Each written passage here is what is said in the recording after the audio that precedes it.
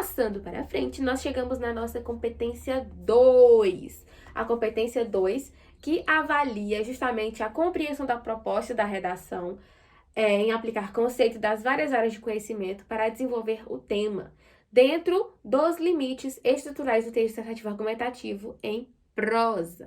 É um texto em prosa, meus amores. Aqui nós não temos 6 níveis, nós temos os 5 níveis, né? 1, 2, 3, 4 e 5. Novamente um recorte feito a partir do material dos corretores do ano de 2019. Aqui, então, na competência 2, é a competência que eu falei com vocês lá no início, que vai trabalhar com o repertório. Então, é quando eu vou começar a atribuir aqui o meu conhecimento de mundo, quando eu vou começar a trazer para o meu texto repertórios, sejam filmes, músicas, citações, tá bom? Exemplos, beleza? Tudo isso vai ser contado aqui na nossa competência 2. Então, vamos lá para os nossos níveis, ver o que a gente não pode fazer e o que a gente deve fazer. No nível 1, diz assim, ó, apresenta o assunto, tangenciando o tema ou demonstra domínio precário do texto dissertativo argumentativo com traços constantes de outros tipos textuais. Vocês querem isso? Não, não, não, né? Então, essa questão justamente do trazer para o texto um tangenciamento do tema não é legal. E significa o quê? Que a gente está abordando apenas partes e não o todo. Então, a gente tem que abordar o todo. Por isso, lembram-se lá da nossa primeira aula que eu falei da análise do tema, das palavras-chave, justamente para não acontecer o tangenciamento do tema. No nível 2, diz que, se você está no nível 2, você desenvolve o tema recorrente, a cópia de trechos de textos motivadores. Tá aqui outro fato que a gente precisa excluir, tá bom? A cópia dos textos motivadores, elas não são aceitáveis, não são aceitas, não são bem vistas, beleza? Tem alguns professores que até atuam na área dizendo que pode sim fazer uma ou duas referências ali, né? Utilizar uma ou duas informações que estão nos textos motivadores. Só que chegou a acontecer isso há alguns anos atrás. Nas competências, né? Era realmente aceito. Só que agora, depois de algumas atualizações, veio algumas mudanças. Então, é sempre bom prestar atenção nesse tipo de informações que é passado para vocês. Por quê? Porque a cópia dos textos motivadores, ela faz parte justamente da perca da pontuação dentro da competência 2. E não é isso que a gente quer. A gente quer ponto, né? Ponto, ponto, venha ponto. E é que a gente passa, então, para os níveis 3, 4 e 5, que é quando o nível 3 já desenvolve o tema por meio de argumentação previsível, que também não é legal, tá bom?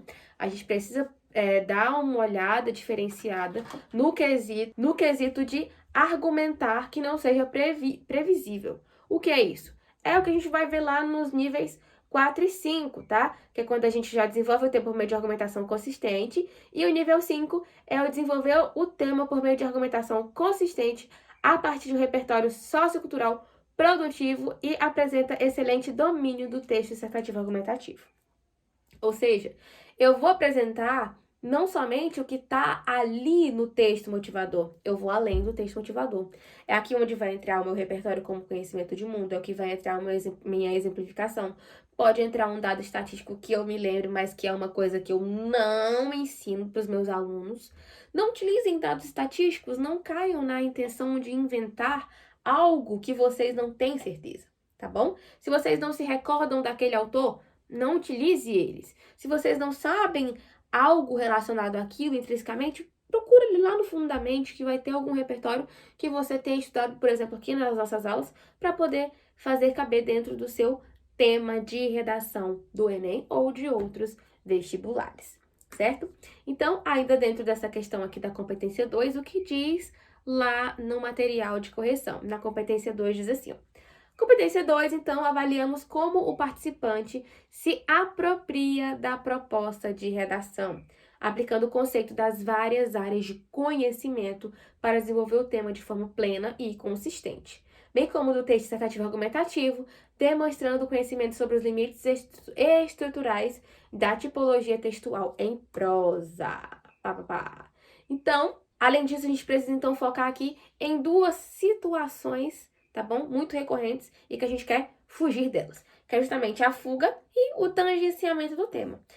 A diferença entre fuga e tangenciamento, que é onde a gente pode perder uma pontuação ali se acontecer, né? Que é a grande dúvida. Nossa, eu citei fulano de tal, falei sobre isso, a minha tese foi essa, professora.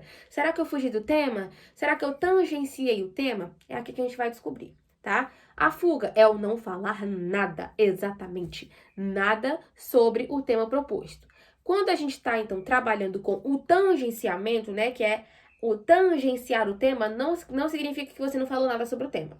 Significa que você optou por falar até que, mesmo sem nem prestar atenção, sobre parte do tema. E o tangenciamento, que para a redação ele não é interessante. Porque lembram-se mais uma vez, quando eu citei lá nas nossas primeiras aulas sobre a análise do tema, palavra-chave, que o tema ele deve ser abordado durante todo o texto, seja com as mesmas palavras ou com palavras sinônimas, justamente isso, tá? Para que não ocorra o tangenciamento do tema, a gente utiliza as palavras do tema proposto na redação, tá? Então, o tangenciamento é abordar apenas uma parte e não o todo. Perfeito, beberes. Depois disso, que nem eu falei aqui, ó, lembrar da aula 1, quando abordamos a palavra-chave na estruturação do parágrafo, né? Então, você precisa abordar todas as palavras do tema. Repetindo, então, para ficar um pouco mais claro, aprofundar um tema em questão para que a competência 2 tenha sucesso. Para isso é que caracterizamos essa competência como sendo a competência do repertório. O repertório que aqui a gente vai trabalhar lá no nosso módulo 3, somente repertórios. Depois disso, o repertório ainda dentro dessa redação do Enem, né, ele precisa ser de 3 tipos. Ele precisa ser legítimo, ele precisa ser pertinente e ele precisa ser produtivo. Então, use e abuse do seu conhecimento de mundo. Essa é a dica básica. Professora, o que é conhecimento de mundo? Como eu vou adquirir o conhecimento de mundo? Meus amores, o conhecimento de mundo, ele vai ser justamente adquirido conforme a nossa vivência no mundo. Por exemplo, a gente acorda, vai trabalhar, ou acorda e fica em casa, trabalha em casa, quem tem que trabalhar fora de casa. Você, às vezes, tem contato com algumas coisas que estão acontecendo no Brasil e no mundo. Se você pega um tablet e começa a ler algumas notícias, conhecimento de mundo. Se você pega o seu celular, abre o Instagram, abre o Facebook, TikTok, Quai, as outras redes sociais, e te dão alguns elementos, algumas coisas, isso também pode ser caracterizado como conhecimento de mundo. Por quê? Porque são conhecimentos que você vai adquirindo ao longo da sua vida, certo? São conhecimentos que você vai adquirindo ao longo da sua vida e que eles vão poder fazer parte, por exemplo, até de um repertório, podem virar repertório. Um filme que você tem assistido na Netflix, Amazon, na televisão aberta, uma música que você tem ouvido no Spotify, Deezer ou qualquer outra plataforma, beleza? Então, tudo isso é conhecimento de música. Começa a pensar naquilo que você tem ao seu redor como sendo uma possível proposta de repertório para qualquer tema, tá? Tipo, olha, nossa, hoje aconteceu isso e isso, eu assisti uma reportagem que falava sobre enchente. Nossa, isso aqui cabe para um tema voltado para o eixo ali do meio ambiente. Pronto. Se você chegar na sua redação lá e for um tema, por exemplo, voltado para o eixo meio ambiente, eixo ambiental, né?